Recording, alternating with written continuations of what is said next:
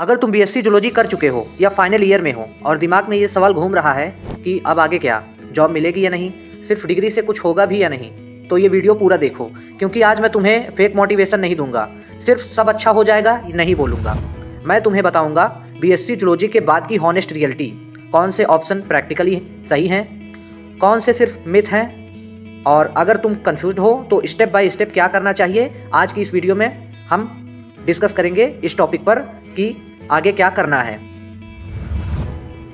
तो सबसे पहले एक कड़वा सच जान लेते हैं जो आप सबके लिए ज़रूरी है। बीएससी जूलॉजी एक प्रोफेशनल डिग्री नहीं है, मतलब सिर्फ डिग्री के बेसिस पर या फिर डायरेक्ट हाई पेइंग जॉब मिलना बहुत रेयर है। कॉलेज में हमें क्या बताया गया था, बायोलॉजी का फ्यूचर ब्राइट है।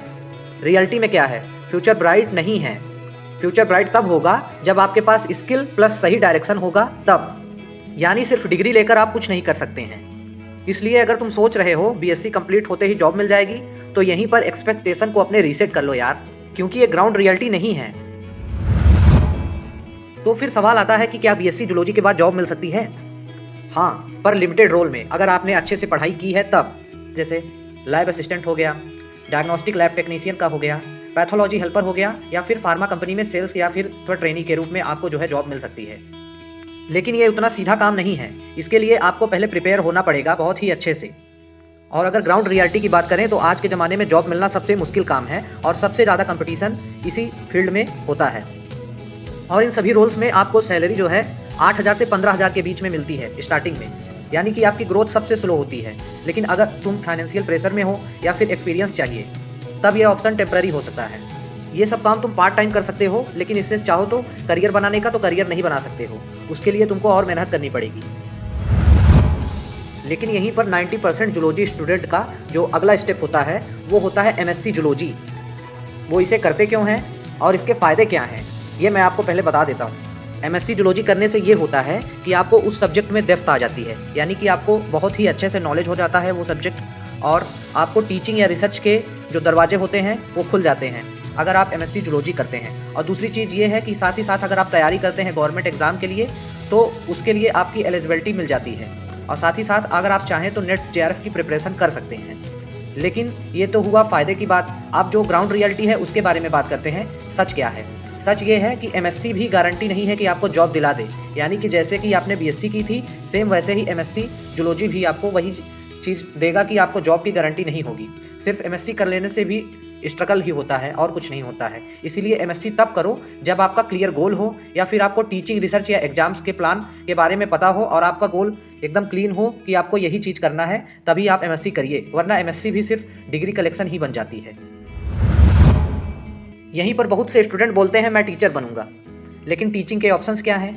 अगर आपको स्कूल का टीचर बनना है तो आपको बीएड चाहिए, बीएड करना जरूरी होता है। वहीं अगर आपको कॉलेज का लेक्चरर बनना है तो नेट कंपलसरी है, और नेट का एग्ज़ाम इतना आसान नहीं होता है कि आप एक हिसाब से अगर चाहें तो क्लियर कर लें। उसमें बहुत ही ज़्यादा मेहनत होती है और कट ऑफ भी हर साल बहुत ज़्यादा जाता है। और दूसरी ओर अगर बात करें, आप अगर कोचिंग या ऑनलाइन टीचिंग करते हैं तो उसमें भी सक्सेस इतनी ज़्यादा आसान नहीं है कि आपको मिल जाएगी। आपको बहुत ज़्यादा मेहनत करनी पड़ेगी, कम से कम 2 से 3 साल आपको उसमें देने पड़ेंगे, तब जाके आपको कहीं जाके सक्सेस मिलेगी, नहीं तो कोई गारंटी नहीं है। और इसमें बात करते हैं रियलिटी क्या है। नेट क्लियर करना ईजी नहीं होता है, 2-4 साल लग सकते हैं। कंपटीशन बहुत हाई होता है। अगर तुम पढ़ना जनरली पसंद करते हो, तुम्हारे पास पेशेंस है और लॉन्ग प्रिपरेशन के लिए रेडी हो, तब टीचिंग बेस्ट करियर हो सकता है। इसके अलावा मैं नहीं कहूँगा कि तुम इस लाइन में जाओ। वहीं बात आती है रिसर्च की, तो आपको ये शब्द सुनने में तो बहुत ग्लैमरस लगता होगा, लेकिन ये सबसे ज़्यादा टफ काम होता है। रिसर्च का मतलब सिर्फ लैब कोट या फिर माइक्रोस्कोप निकाल के देख के फॉरेन कॉन्फ्रेंस करके ये सब करके आपका रिसर्च नहीं होता है। रिसर्च में असली में करना ये होता है कि आपको सबसे पहले बीएससी करनी होती है, फिर आपको एमएससी होती है। आपकी एमएससी कंप्लीट होने के बाद पीएचडी आपको करना पड़ता है, फिर आपको जो है पोस्ट डॉक्यूमेंटेशन का काम करना होता है, तब जाके कहीं आप रिसर्च के फील्ड में सक्सेस हो सकते हो। इसमें रियलिटी ये है कि पैसा सबसे लेट आता है, सबसे लेट आपको सक्सेस मिलेगी इस लाइन में, और उससे भी ज़्यादा प्रेशर हाई होता है। और आपकी मेंटल टफनेस होनी चाहिए, तभी आप ये काम कर सकते हैं, या फिर नहीं कर सकते हैं। क्योंकि रिसर्च उनके लिए ही है जिनको सब्जेक्ट से प्यार है, जो फेलियर झेल सकते हैं और जो लॉन्ग टर्म सोच सकते हैं, तो उन्हीं के लिए ये वाली फील्ड बनाई गई है। अन्यथा आप ये फील्ड में मत जाइए। अगले ऑप्शन की बात करें तो सबसे लास्ट में आता है गवर्नमेंट एग्ज़ाम। सेफ है बट बहुत ज़्यादा टफ है। बायोलॉजी स्टूडेंट के एग्ज़ाम जो होते हैं मेनली उसमें CSIR नेट होता है। गेट का एग्ज़ाम होता है जिसको आप लाइफ साइंस के सब्जेक्ट से दे सकते हैं, जो एक स्ट्रीम होती है लाइफ साइंस से, आप उसका फॉर्म भर के दे सकते हैं। और CSIR नेट में भी लाइफ साइंस के आप थ्रू फॉर्म को फिलअप कर सकते हैं।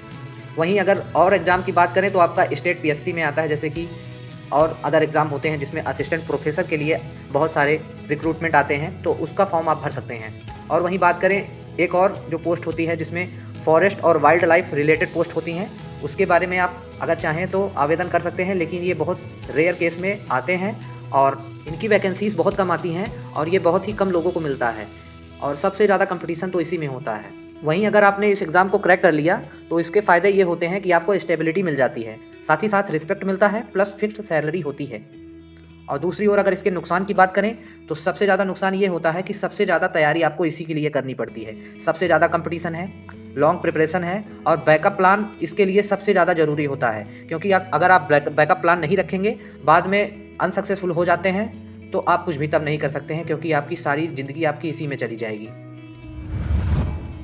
और अब बात करें अल्टरनेटिव कैरियर्स की, जिसके बारे में सब लोग इग्नोर कर देते हैं, लेकिन अगर आप चाहें तो आप BSc के बाद अगर आप इसे करते हैं तो अगर आपके पास इतनी सारी क्वालिटीज़ नहीं हैं तो आप इसको चूज कर सकते हैं और यहीं से आपका जो है गोल सेट हो जाएगा और ये आपके लिए गेम चेंजर साबित हो सकता है।